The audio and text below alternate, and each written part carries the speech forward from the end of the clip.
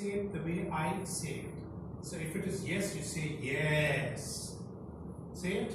Yes. And if it is no, you say no. Oh, come on. Yeah. You are here to learn something new, which means we cannot be shy. So it's no. The sentence is marketing driven, and it is a yes or a no if you agree or disagree. You build the mall, you build the product, the customers will come by themselves. Yes or no? Yes. Marketing is key, everything else is secondary. Yes or no? You have to say it like that. You think yes is easier? The customer is always right. Yes. I don't need any research, I follow Steve Jobs. No.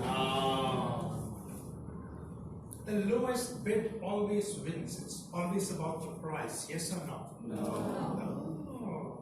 Nice. Thank you.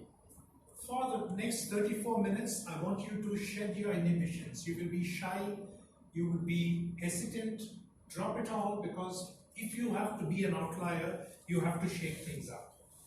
For the men, you might have to grow the mustache, but we will work on that.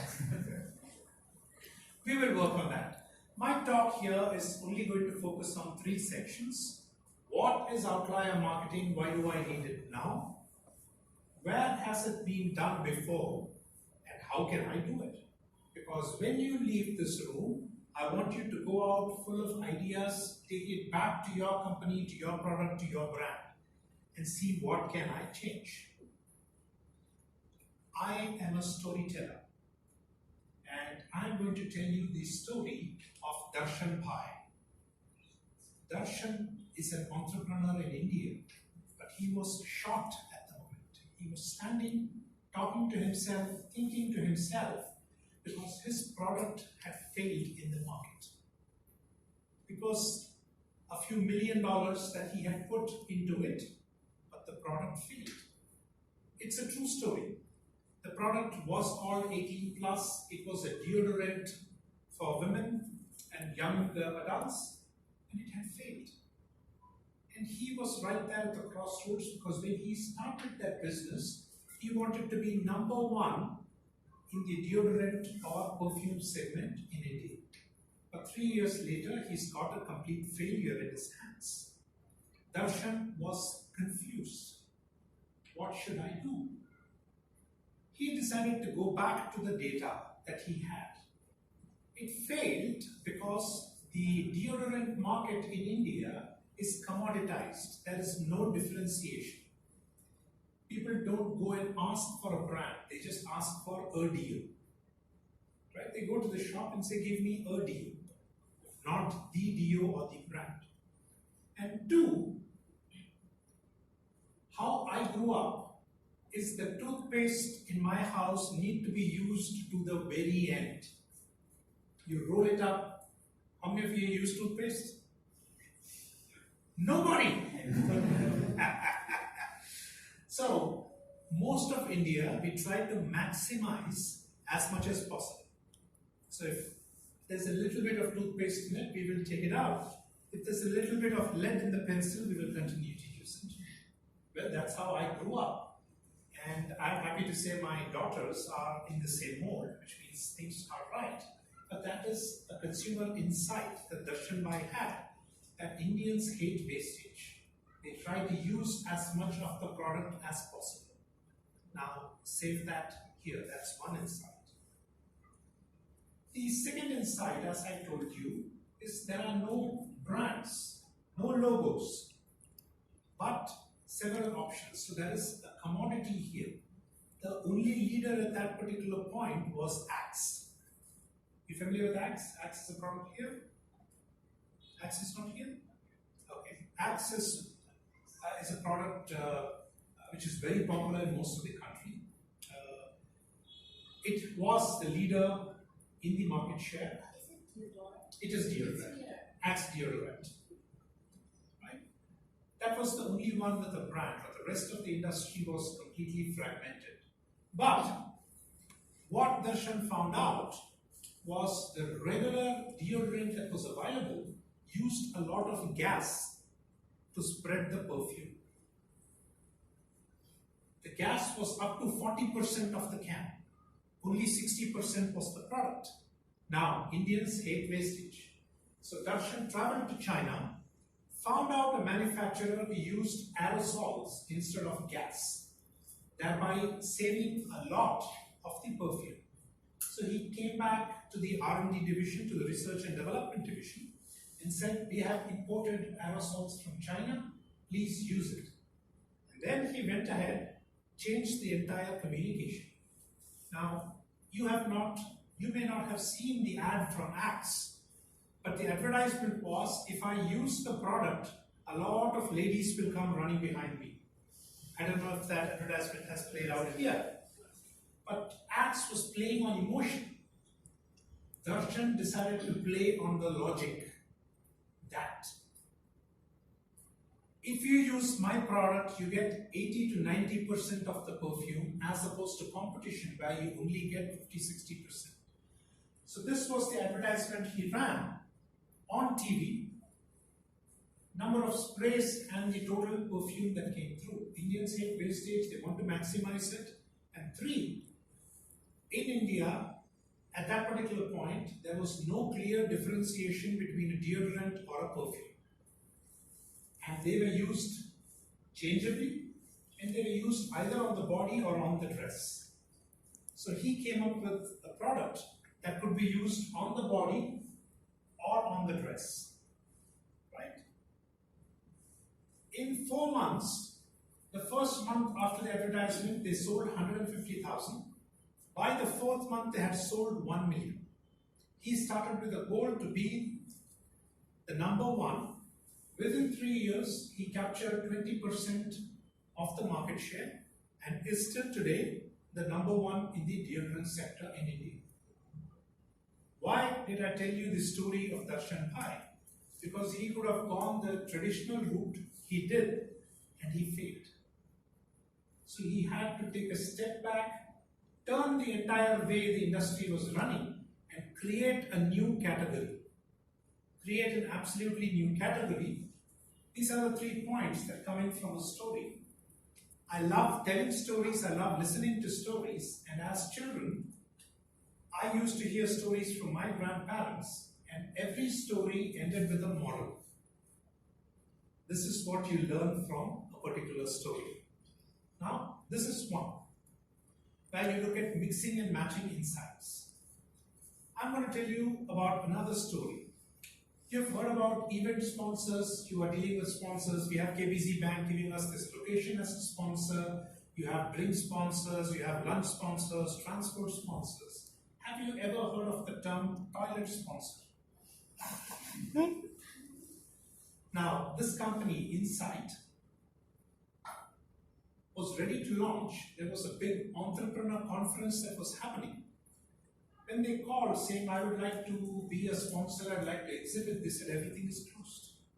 We have all the sponsors we need. Now this particular CEO turned around and said, do you have a toilet sponsor? And the organization chairman turned around and said, no, but what is it?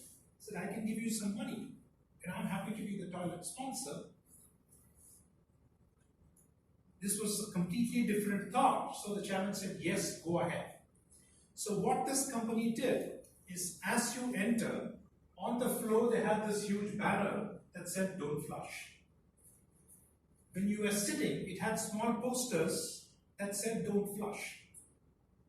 And next to every chair, there was a bottle of water like you have here. Every sponsor got an opportunity to speak, and the CEO came and said, before I speak, I have a challenge. Open the bottle and drink it in one gulp. So all the people there opened the bottle and drank it in one gulp. Then he said, now that you've had so much water, what will you do? What will you do, sir, if you have a lot of water? You go to the toilet. As the CEO said, you've had a lot of water, you see a lot of don't flush messages, you will find the answer in the toilet. And in the toilet, they had all these male and female toilets, they had this that said, don't flush away a business idea. Come to Insight and we will convert that into a product.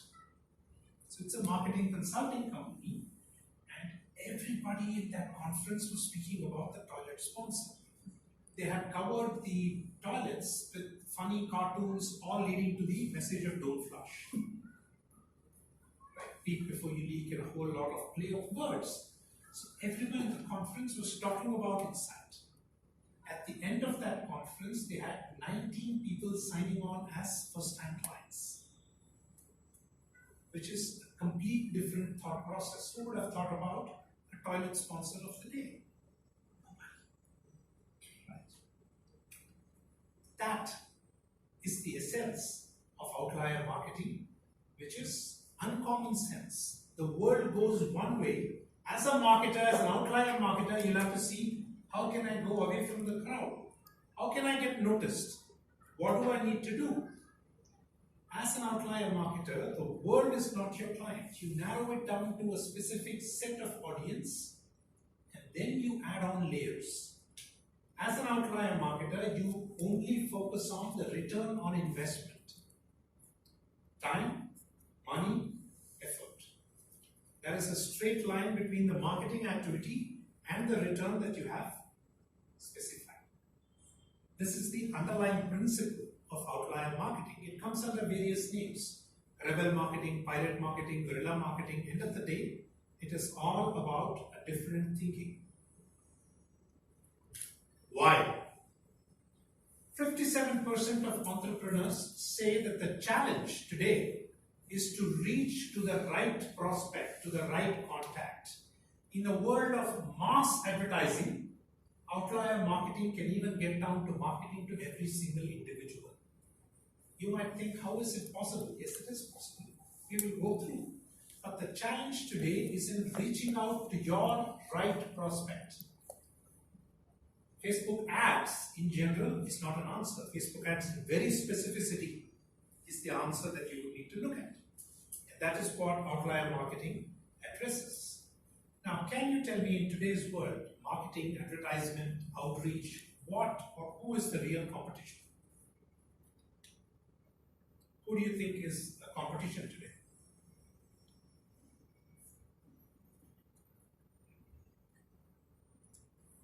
Is there a jewelry store nearby? Can you name a jewelry brand locally?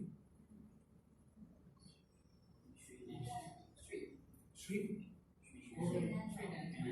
Srinago. Now, who is the competition for Srinago?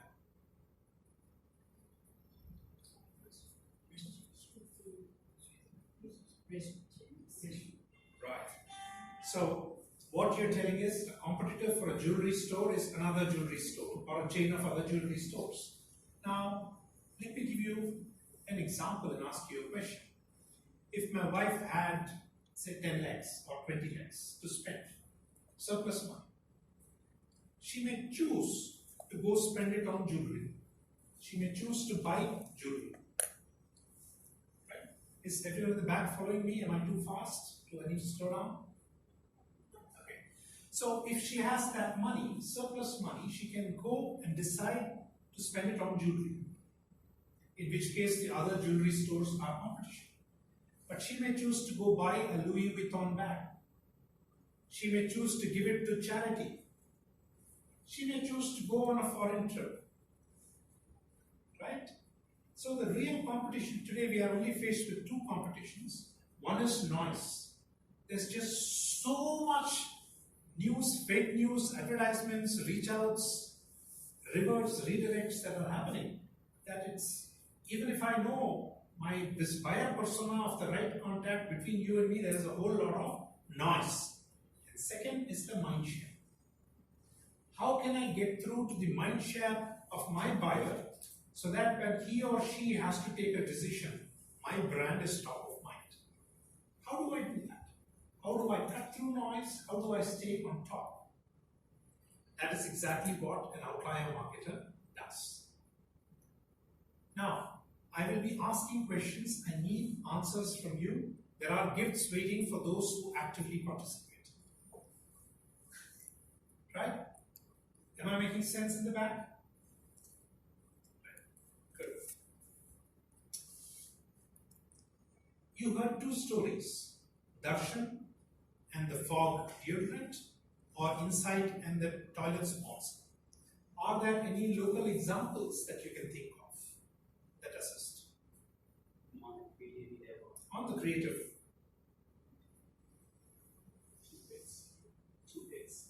Two? Mm-hmm.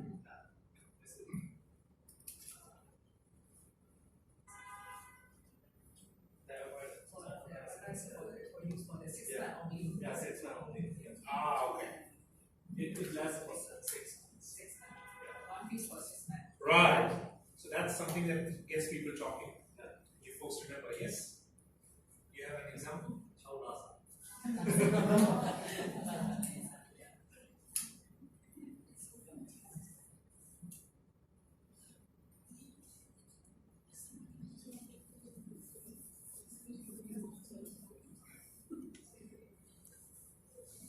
Good. Only one? Folks, you think of anything else? It'll come, don't worry. Now we move into the crux of my presentation. How can I become an outlier marketer?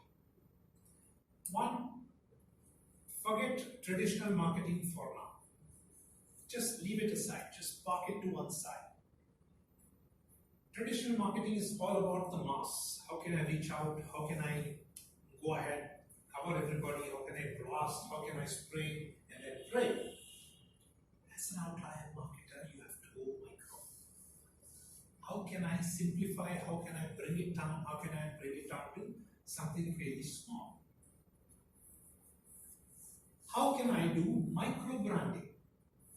I'm not talking about large brands, I'm talking about specific micro brand. Now KBC Bank has just come up with an app a couple of years ago, and since then it's been grown.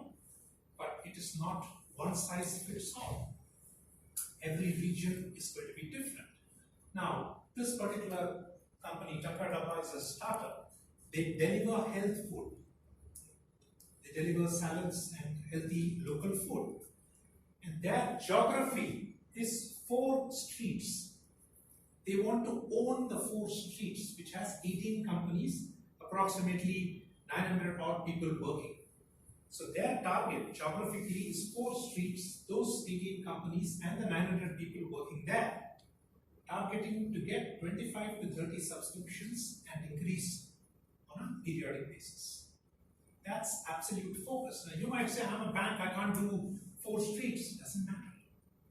Kesar, the other company, they make artisanal cheese. It's a small company, and they started with an area in my city, and then they added a few more areas. Now they are adding a few more cities, all by focusing on who is my target market. My target market, if I am Kesar, is people who like high-end premium cheese, who value artisanal, which is made by hand, not by machine, which does not use preservatives, and which is vegetarian. So they narrowed it down to only these people, and the outreach happened predominantly by word of mouth. Yes, Facebook was involved, right? But that is called a micro brand, which is narrowing down and simplifying it to a smaller set. They own that set and then add one more target audience, because you end up testing your marketing communication quite significantly.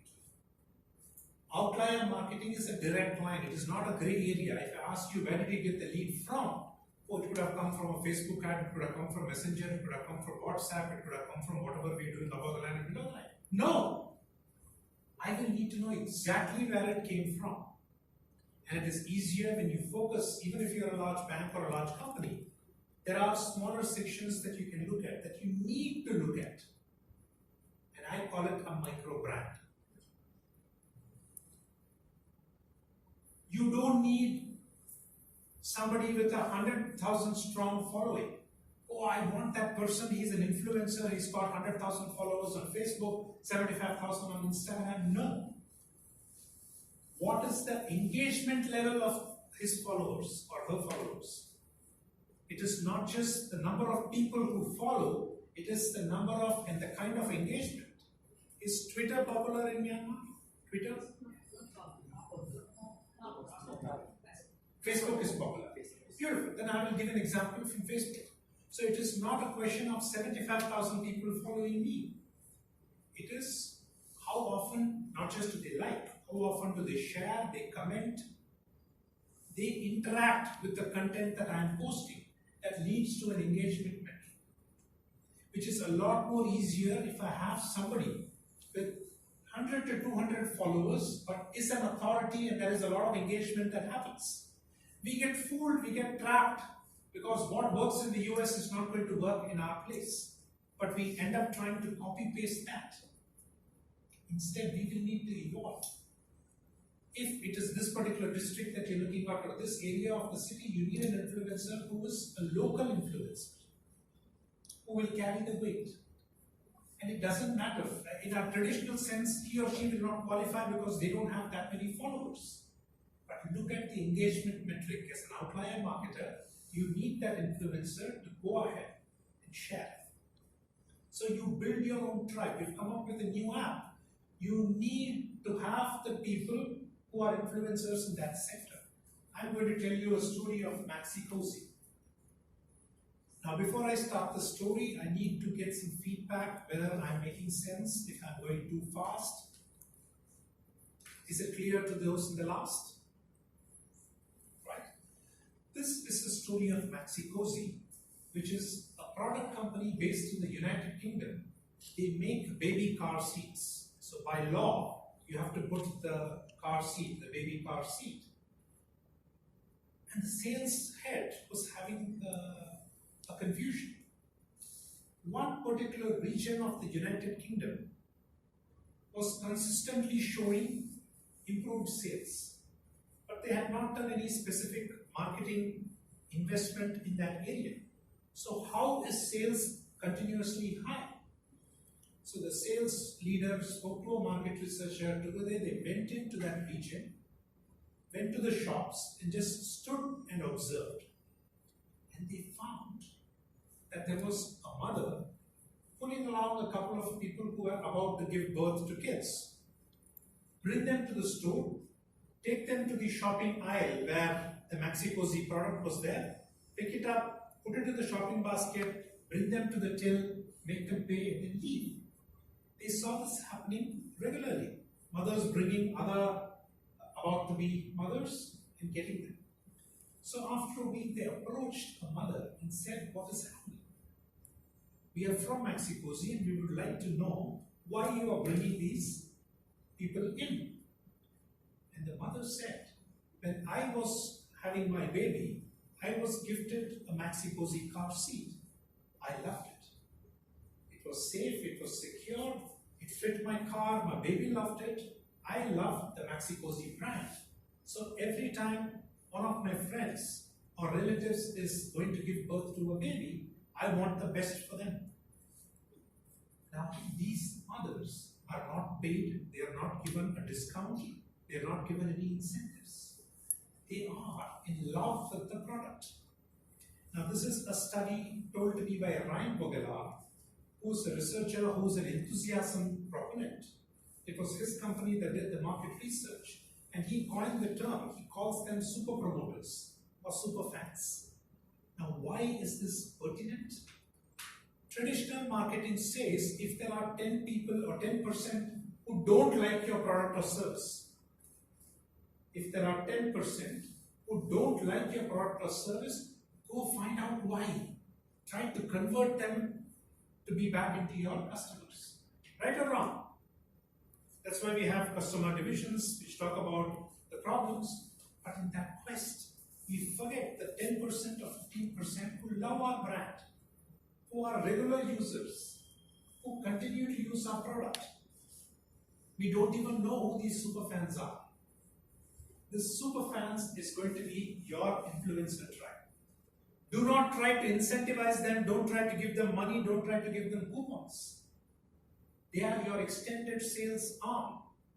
As an outlier marketer, I will need to identify who they are and invite them to participate. If you've come out with a new app or the app is running, you've come out with a newer version, you invite your influencers to come and test the app.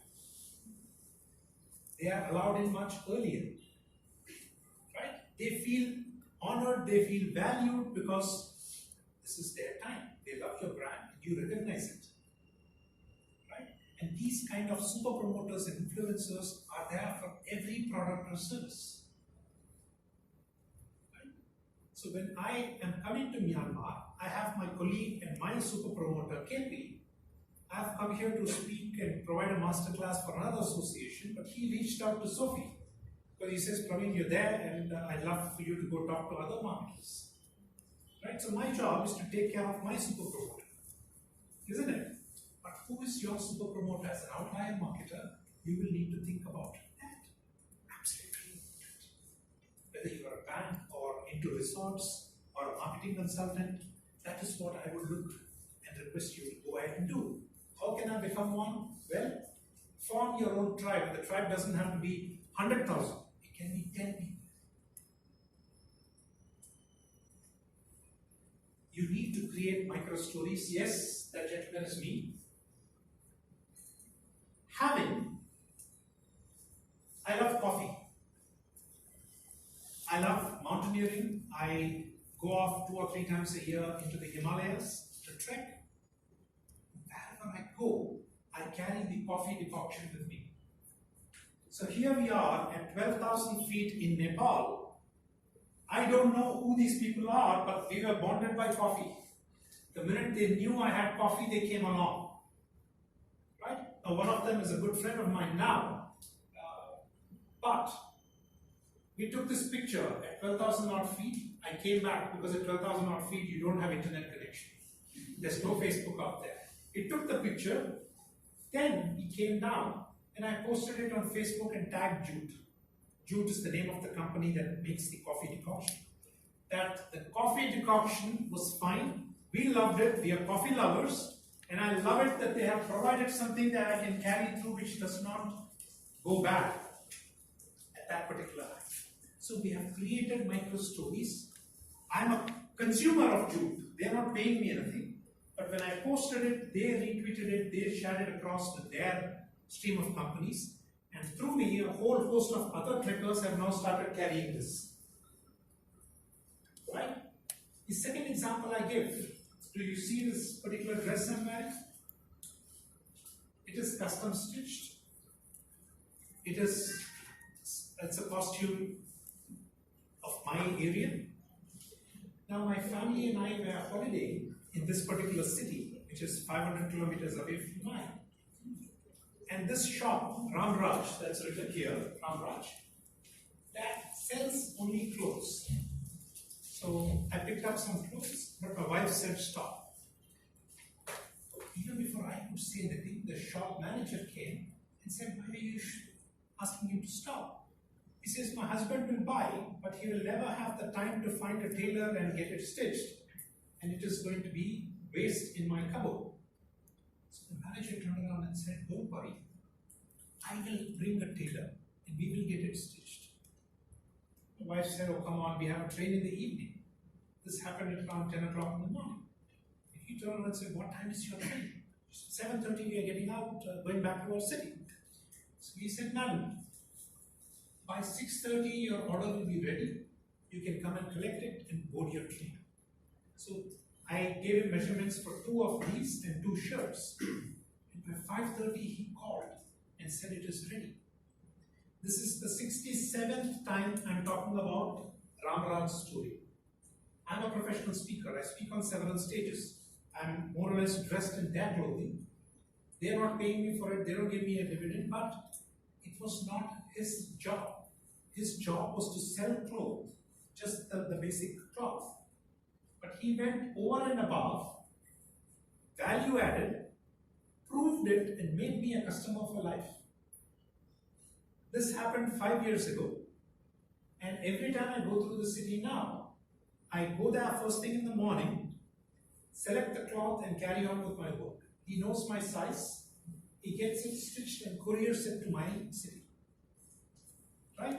Why am I telling you this? You need to develop micro stories around your brand, around your service, around your product. Don't look at anything major. Small stories is what you would need to build. With whom? With your micro tribe, with your influencers. You don't have to go far. You need to start with an army of 10 and then slowly grow it one by one to build your own micro stories. But why? You might say why. You're coming out with a new feature in the app, you're coming out with a new resort or a new feature. You need them to talk about it. And you don't necessarily have to pay. Outlier marketing is also frugal. Things that you can do with just creativity, not throwing money on Facebook advertisements. You will need to have a buzz calendar. How do I create a buzz about my service? There are two ways you can do it. You can allow it to happen, or you can make it happen. Do you guys know the difference between the two? You allow something to happen, which means you have no control, and you make it happen. Right? This is allowing it to happen. They did not contact me, I'm not on their influencer list. But you've got to make it happen. In the US, is Snapple popular here? Snapple is a drink. What they do is when you open the Snapple drink, on the back side, they have a trivia or something of information. Like a kangaroo cannot walk backwards. How many steps are there in the Empire State Building? Which city has the largest skyscraper?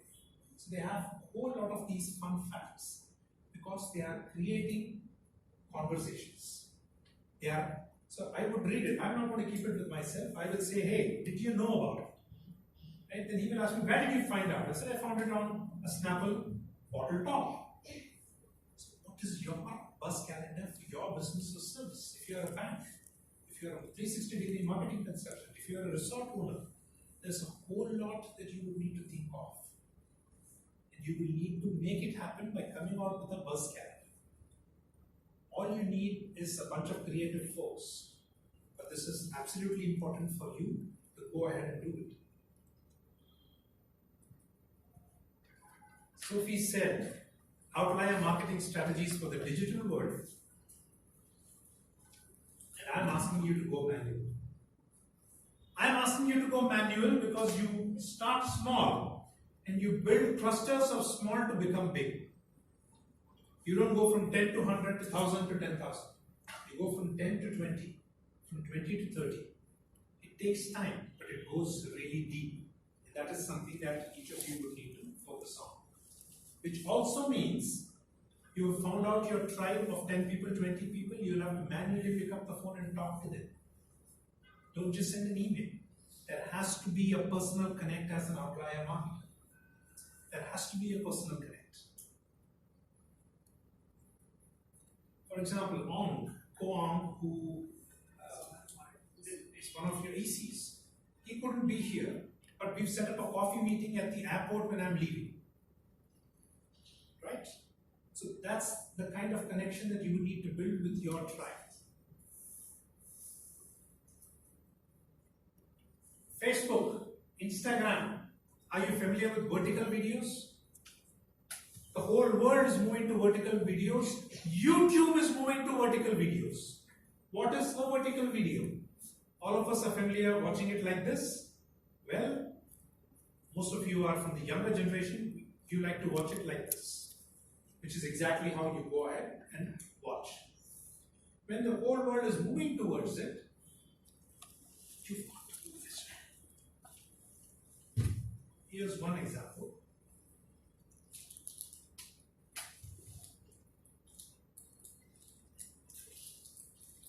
It's not playing out here, but this is an advertisement of Fossil. Right? When the entire advertisement plays on vertical, how many of your communication media is vertical today? If you aren't, you will need to change. Kindle has changed. Kindle has changed to swipe up, It's not Tinder for left or right. It's all up. How many of your communication channels have changed? When was the last time you looked at your website? If the website is designed for the computer, throw it out. It has to be designed for a vertical mobile channel first. Storytelling, vertical, videos, vertical, communication channels, vertical. That is the future. There are several studies that have shown that you have to go vertical, you have to go square. Your communication has to be available across the channels, and the software has to be smart enough to understand which device your customer is looking into. So that is the level, the depth of research that you will need to go. You will need to go vertical. You will need to go offline. You will need to go offline. You might be asking me, hey, this is about digital, this is about Facebook. Where is Facebook getting its feed from? You may spend 30% of your time on Facebook, 70% is in the real world. What happens in the real world is what is captured as selfies, what goes in as posts, what goes in as stories. We are only focused on that part, contributing to the noise. Take it out into the real world. If the world goes one way, the outlier marketer goes the other. Look at the practicality of it. You might say Facebook, but we are doing it face to face here. Which means what I am telling you is absolutely important. Come out with books, come out with games, come out with cards. The bank that is present here, does your app have a game? Think about it. You need to keep the people in as much as possible. You need to keep the engagement level high, the usability high, the buzz factor high. I've got a bunch of things here which I will share. Books or games or cards, you've got to be there. Reach out to your folks using comics.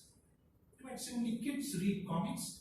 This is a super duper ad that has been a success because it's in a comic form. It's a different consumption. Right? As an outlier marketer, you are only limited by your creativity, which is huge. We get stuck in Facebook ads in continuing to do the same things in a traditional format and then complain that it's not working anymore. How will it work? Because everybody is doing the same thing.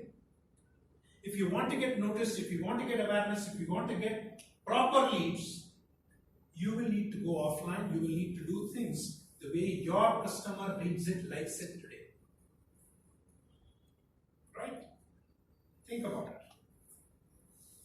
These are cards. Now, I've got a pack here. Playing cards to teach people marketing as a door entry, as a top trigger, as a buzz. Case of the cheese company is distributing cards, physical cards, to tell people, to let them, to educate them about cheese. They don't make 50, 60 varieties of cheese, but they know their client would love, their customer loves to know more. So they are providing this as a top trigger. They're providing this as, have a look at it, this is the cheese, what can you make with it, send it back to us. So they're converting their client into a contributor. Right? Think about it that way. How can I? I've got 10, 11 points, exactly how you can become an outlier marketer. Write down all the traditional modes in which you have been working. Strike it off, pass it on to your colleague, let them work on it. You can handle the strategic part of it. But you will need to form a rogue team, an outlier marketing team to go ahead and meet those objectives. 2, go micro, start with 10 diverse clients. If it is B2C, start with 10 or 20. Diverse with whom you can go in depth with, but diverse on geography, on culture, on age, on demography, whichever way you look at it. But don't focus beyond that because you need to go in depth. Can he or she form a part of a larger buyer persona? Think about it. What is their need? How does my solution help? How much does it help? Are they in love with the product? Love enough that they keep talking about it? You will have to think on that point. How do I form my micro tribe of influencers? Micro, talking 10 or 20 or 30, which is my initial tribe. Because all we need, I've got a room of 40 odd people here. If I can give one talk trigger to you and you go talk to one more person, then I have a contact base of 80. That person is going to talk to some more 50% loss. I still have 100 to 120. Right? So don't think everything can be viral. What is viral? Less than 0.05% goes viral. So why are you worried about having a super duper hit when you can have something more sustainable in your hand? Create stories, have a buzz calendar, give them a lot of triggers to talk about, make it buzzworthy. It has to be engineered, you've got to make it happen, which means you need to have a think tank. You need to have an ideation think tank which is beyond. In my ideation think tank, I have a housewife, I have a retired professor, I have a graphics person, I have a school student. Because you never know where these ideas are coming in from. Once the objective is clear, it makes all the more reason for us to go right ahead and push through. Right? You've got to keep the influencer group restricted. You can't say everyone can become my influencer. No. I will pick and choose. You can apply. You can apply. If you have an app and a whole lot of people, they'll have to apply, they'll have to do something substantial to get in as a part of my in crowd. Remember, folks, what gets done offline is spoken online. What gets done in real life is spoken on in Facebook. So, just by going digital, you only focus on digital, digital, digital. You need to realize there is a life outside of digital. For one of our clients, we ran a postcard campaign. How many of you are familiar with postcards here? You write and you post and it goes. Right? Opening rates, response rates far higher than that of an email or a Facebook advertisement. Because this cuts through the clutter.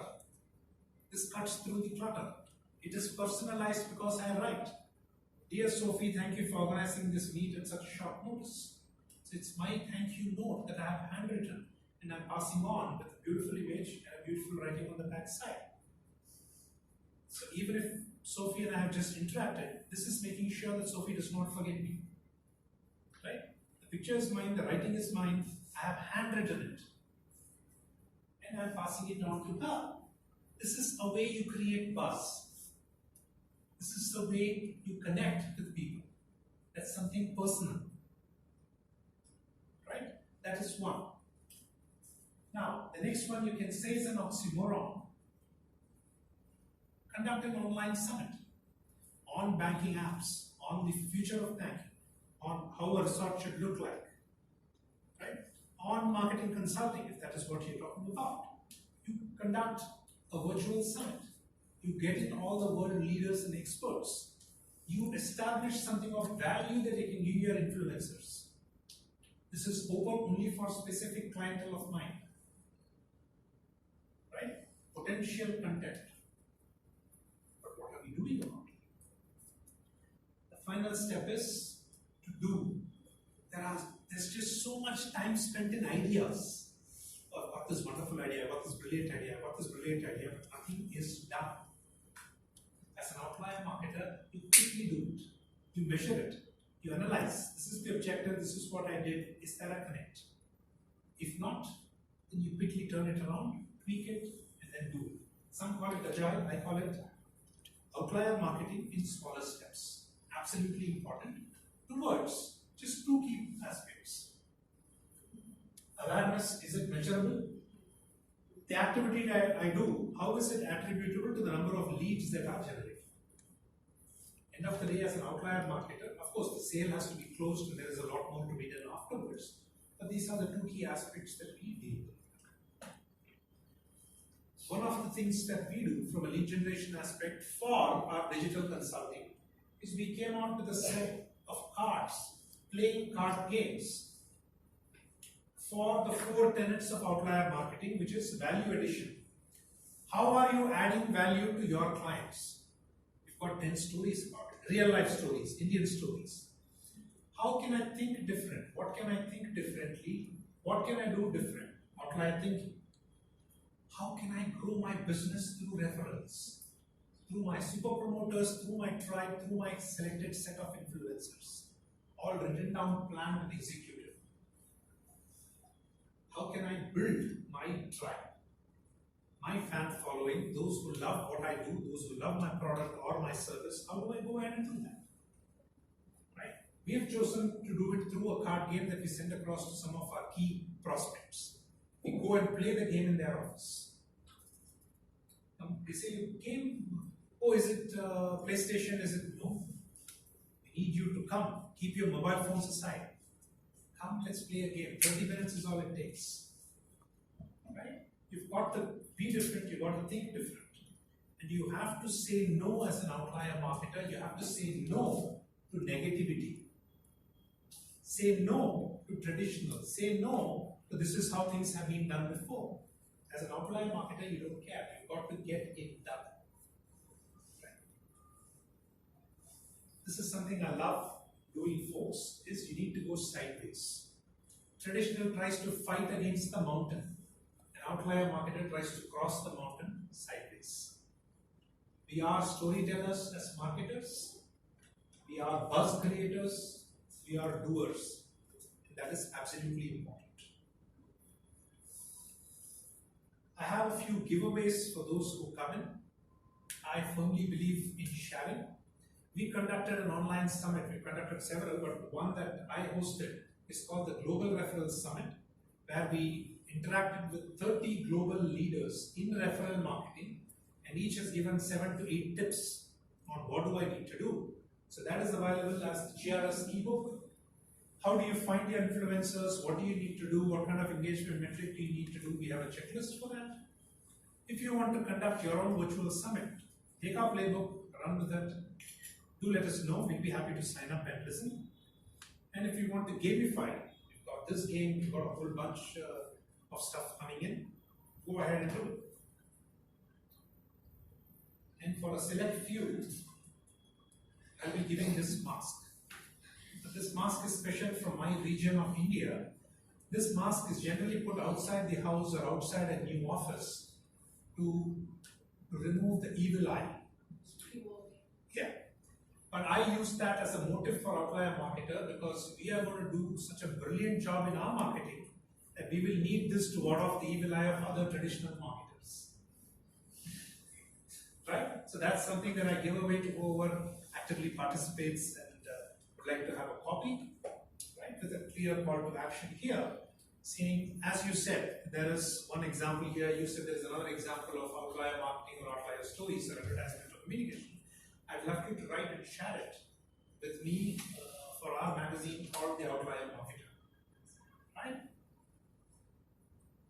My one request is when you leave, quickly make a list of all the traditional things, keep that aside, and start thinking of different ways to reach your smaller set of prospects, your smaller set of influencers, build your own tribe, think offline to generate a buzz online.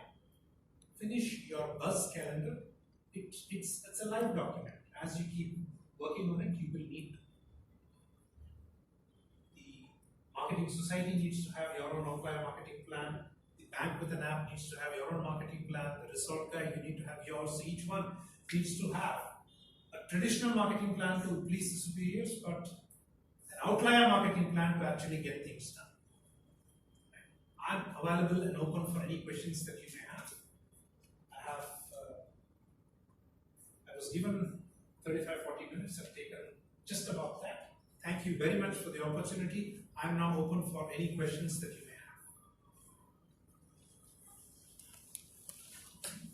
So my question is that, through your experience, what is the best practice for your creativity or the marketing campaigns? The best aspect for creativity is to keep your phone away, is to shut the laptop, take a piece of paper and pen and start writing. Because there are no tabs to see, there's no Netflix or Amazon, you can get into deep work. That is the best for creativity. 2, surround yourself by positive creators. What do I mean by positive creators? Are those who will give feedback, but it will be constructive feedback. So as you plan a tribe for your company, you will need to plan a tribe for your own creativity. I have 2 different masterminds across continents who help me stay creative. So one is my book writing gang. I've written 3 books so far. The next 14 months, 12 of my marketing books are coming out. And for those of you who subscribe, I'll be happy to share a free copy of that book. Right? And a copy of my first book here, I'd like to pass it on to Sophie. Thank you. And one more jam back for this gentleman who was very active in responding. But why a physical book? Because it has its own feel. The same book is available as a digital format as well. But if it is in Sophie's Kindle in her phone, nobody's going to know that there's such a book available. How I can become an outlier marketer. Right? I'm not here to market the book because the book was launched 3 years ago. But it is the key part. So for you, form your creative crowd. So one helps me write, the other helps me speak. Yes. Okay. It's good to create your own group, create your own army, go big, start small, go big. But I think there's one thing that I don't quite handle very good is how do you deal with rejection? You be as good marketer as you want, but you get rejected.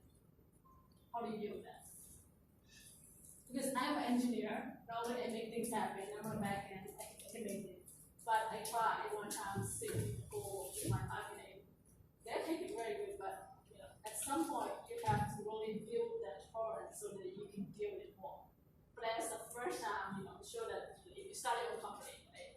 And when you get rejection, they go, today's bad day, you get down. Right? But if you have done it for like 10 times, 20 times, I know how to handle this. I got this. I seen it before. I can do it. But I guess, like an average, how do you deal with rejection? I'm married now. But she was not my first girlfriend. I had 3 failures before, across continents. Then I finally married her. And that is exactly the answer that I take back into the business world. That just because that idea is rejected, doesn't mean all the other ideas that I have are going to get rejected. I understand where you are coming from. The best way for you, and I'm an engineer turned marketer, so I can completely concur with what you are talking about. I'm an engineer turned an MBA turned an entrepreneur, and marketing is all that I do now. And I face the same challenge when I have to convince the CEO of my company, when I'm the chairman, to do something on the marketing front. I will have to sell it across to him. But instead of telling it directly, I leave enough notes all around and make it his idea. So even though I have planted it. So if you want marketing or some other division to do it, you will have to forego a bit of your ego.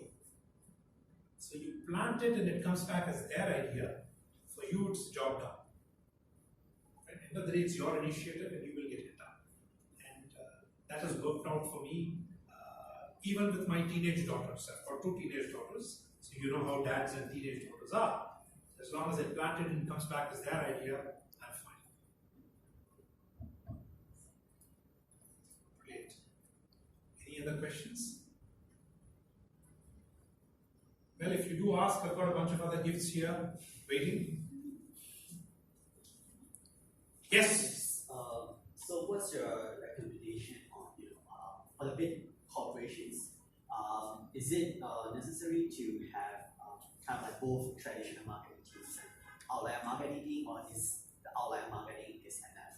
Because like one of the examples that I have is, I totally agree that the influencer, the micro stories, and those like offline really have the best in the internet. But at the same time, there's negativity. Usually, sometimes these are not real customer, even a fake customer, just share it and then without knowing it, people share. So why we are creating small micro group, positive groups, but there can be negative group bigger than these positive groups. So how do you kind of balance? If it is a larger corporation, it's going to be very difficult for you to just have an outlier marketing group alone. You cannot fight with these folks. So one, you need a corporate sponsor. And if it is the CEO, all the more better. 2, you call it an experiment. You call it any other name, you have enough internal fights that will go on to bring you down. You call it as an experiment, everybody's happy. experiments and see experiments fail. Right? 3. Yes, there will be people who don't like you. The customer support can find out. Outlier marketing will work only if your product or service is good. If it is not good, no amount of marketing is going to help that part. You focus on creating the positives and making a huge story out of it that it eclipses the negatives. Negatives have to be taken care of. I'm not saying ignore the negatives. You have to take care of it, but you've got departments to take care of that. Your job as an outlier marketer is to focus on the people who love you. Learn more from them. This is the product that they love. Oh, how many are like that in the market? How do I reach out to them? Because at the end of the day, a business is about money. You've got to make money. However good the idea may be, you've got to make money. You've got to get more downloads of the app. You need to get more engagement in the app, or more people in the resort. The concept is the same.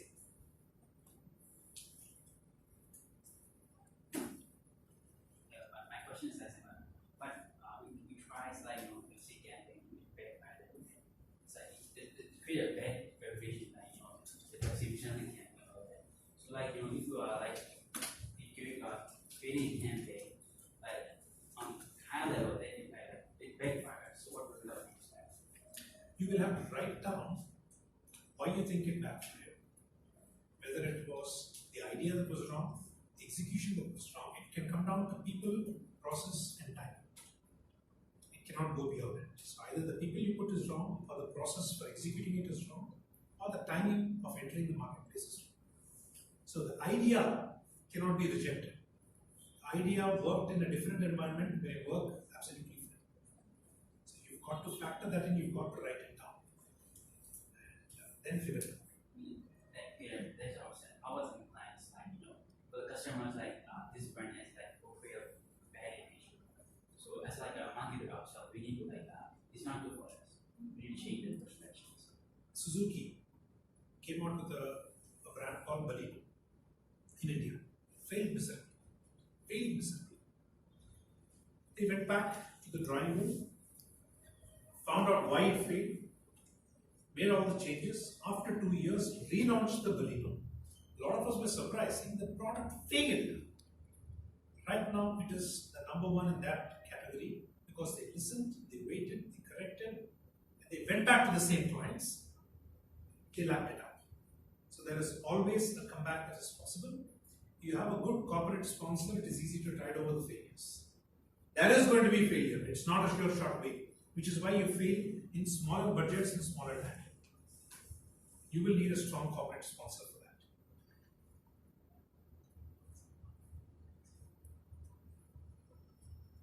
Good. Done.